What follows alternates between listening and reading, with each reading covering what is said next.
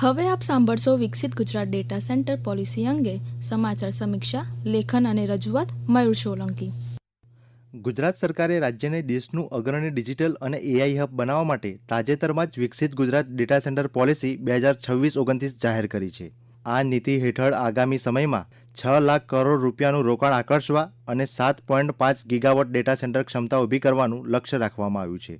પણ શ્રોતા મિત્રો, સૌપ્રથમ તો એ સમજીએ કે ડેટા સેન્ટર એટલે શું. સરળ શબ્દોમાં કહીએ તો ડેટા સેન્ટર એટલે મોટું અને સુરક્ષિત કમ્પ્યુટર ઘર જ્યાં હજારો કમ્પ્યુટર સર્વર 24 કલાક ચાલુ રહે છે અને લોકોનો ડેટા સાચવે છે. થોડું વિગતે સમજીએ. તમે વોટ્સએપ પર ફોટો મોકલો છો તો તે તમારા મિત્રના ફોનમાં જ નથી રહેતો, તે ડેટા સેન્ટરમાં પણ સંગ્રહિત થાય છે. યુટ્યુબ પર વિડીયો જુઓ છો તો તે વિડીયો પણ ડેટા સેન્ટરમાંથી તમારા ફોન સુધી આવે છે. Gmail, Facebook, Instagram, Google drive જેવી સેવાઓ પણ ડેટા સેન્ટરનો ઉપયોગ કરે છે. બસ ત્યારે આ ડેટા સેન્ટરની સ્થાપનાને પ્રોત્સાહન આપવા જ આ વિકસિત ગુજરાત ડેટા સેન્ટર પોલિસી લાવવામાં આવી છે. તેના અનાવરણ પ્રસંગે મુખ્યમંત્રી ભૂપેન્દ્ર પટેલે જણાવ્યું કે આ પોલિસી દ્વારા ગુજરાત દેશમાં ડેટા સેન્ટર સ્થાપના માટે બેસ્ટ ડેસ્ટિનેશન બનશે. ગુજરાત દેશમાં best destination for data centre બનશે તેવું મારું સ્પષ્ટ માનવું છે. જાહેર થયેલી ડેટા સેન્ટર પોલિસી દ્વારા ટેકનોલોજીમાં શ્રેષ્ઠતા અને પર્યાવરણ પ્રત્યેની જવાબદારીને સમાન મહત્વતા આપતા ઇન્વેસ્ટમેન્ટને પ્રોત્સાહન આપવામાં આવી રહ્યું છે. રાજ્ય સરકાર લોંગ ટર્મ અને સસ્ટેનેબલ ડેવલપમેન્ટ માટે કટિબદ્ધ છે તે આ બાબત પોલિસીમાં સ્પષ્ટ દેખાય છે. ગુજરાત ડેટા સેન્ટર પોલિસી માત્ર ગુજરાત જ નહીં, દેશના ભવિષ્યના વિકાસને ગતિ આપશે અને ન્યૂ જનરેશન ડિજિટલ ઇન્ફ્રાસ્ટ્રક્ચર ડેવલપમેન્ટને વેગ આપશે. હવે આપણે વિકસિત ગુજરાત ડેટા સેન્ટર પોલિસીની મુખ્ય જોગવાઈઓ પર નજર કરીએ.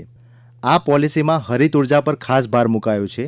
ડેટા સેન્ટરોએ પોતાની કુલ જરૂરિયાતના ઓછામાં ઓછા 51% વીજળી રિન્યુએબલ એટલે કે સૌર કે પવન ઉર્જામાંથી મેળવવી પડશે. ડેટા સેન્ટર ઓપરેટરોને 20 વર્ષ સુધી ₹1 પ્રતિ યુનિટ પાવર ટેરિફ સબસિડી મળશે. ઉપરાંત 20 વર્ષ માટે 100% ઇલેક્ટ્રિસિટી ડ્યુટી રિએમ્બર્સમેન્ટ કરી આપવામાં આવશે. ડેટા સેન્ટરો માટે મોટા પ્રમાણમાં પાણીની પણ જરૂર પડે છે, ત્યારે ખેડૂતો કે સ્થાનિક ઉદ્યોગોના પાણીનો વપરાશ અટકાવવા માટે દરિયાના પાણીને મીઠું કરવાના ડિસેલિનેશન પ્લાન્ટ પર પણ ભાર મૂકવામાં આવ્યો છે.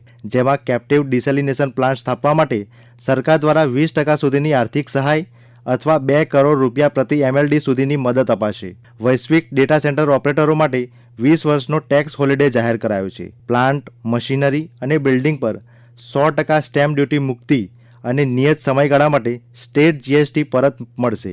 વ્યાજ સહાયની વાત કરવામાં આવે તો વાર્ષિક 25 કરોડની મર્યાદામાં 10 વર્ષ સુધી 4% સુધીની વ્યાજ સબસિડી મળશે. રાજ્યની આધુનિક ઓળખ એવા ધોલેરા સ્પેશિયલ ઇન્વેસ્ટમેન્ટ રિજનને વિશ્વનું સૌથી મોટું ડેટા સેન્ટર સિટી બનાવવા માટે અહીં રોકાણ કરનાર પ્રોજેક્ટ્સને વધારાની 2.5% કેપિટલ સબસિડી આપવામાં આવશે. IT લોડની મર્યાદા ઓછામાં ઓછી 150 મેગાવોટ નક્કી કરાઈ છે. બિલ્ડિંગ રેગ્યુલેશનમાં છૂટછાટ અને વધારાનો ફ્લોર સ્પેસ ઇન્ડેક્સ આપવામાં આવશે. જ્યારે સિંગલ વિન્ડો ક્લિયરન્સ માટે વિજ્ઞાન અને ટેકનોલોજી વિભાગને નોડલ એજન્સી બનાવવામાં આવી છે. આ પોલિસીની જોગવાઈઓ અંગે શું કહ્યું નાયબ મુખ્યમંત્રી હર્ષ સંઘવીએ, આવો સાંભળીએ. हमने हमारी पॉलिसी में ये एनर्जी या पानी, ये दोनों में सस्टेनेबिलिटी का बहुत ही बड़ा ख्याल रखा है. केवल पानी दे लेंगे, कोई और इंडस्ट्रीज का, किसानों का पानी हम नहीं देने वाले हैं भाई.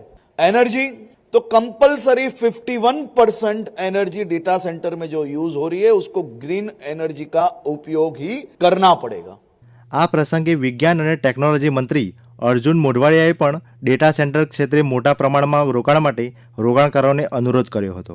આ નીતિના વ્યૂહાત્મક મહત્વને વિશે જાણીએ તો આ નીતિ ગુજરાતને AI સક્ષમ હાઇપરસ્કેલ ડેટા સેન્ટરનું રાષ્ટ્રીય કેન્દ્ર બનાવશે. તેનાથી વૈશ્વિક ક્લાઉડ અને ટેકનોલોજી કંપનીઓના મોટા પાયે રોકાણને પ્રોત્સાહન મળશે. ક્લાઉડ કમ્પ્યુટિંગ, કૃત્રિમ બુદ્ધિમત્તા AI, ફિનટેક અને ડિજિટલ ઇન્ફ્રાસ્ટ્રક્ચરના વિકાસને વેગ મળશે. ક્લાઉડ એન્જિનિયરિંગ, સાયબર સુરક્ષા, ડેટા સેન્ટર ઓપરેશન્સ અને ડિજિટલ ટેકનોલોજી ક્ષેત્રમાં ઉચ્ચ કૌશલ્ય આધારિત રોજગારીનું સર્જન થશે. આ પોલિસી અંતર્ગત ડેટા સેન્ટર સેવાઓને આવશ્યક સેવાનો દરજ્જો આપવામાં આવે છે, જેથી કામગીરીમાં અવિરતતા જળવાઈ રહેશે.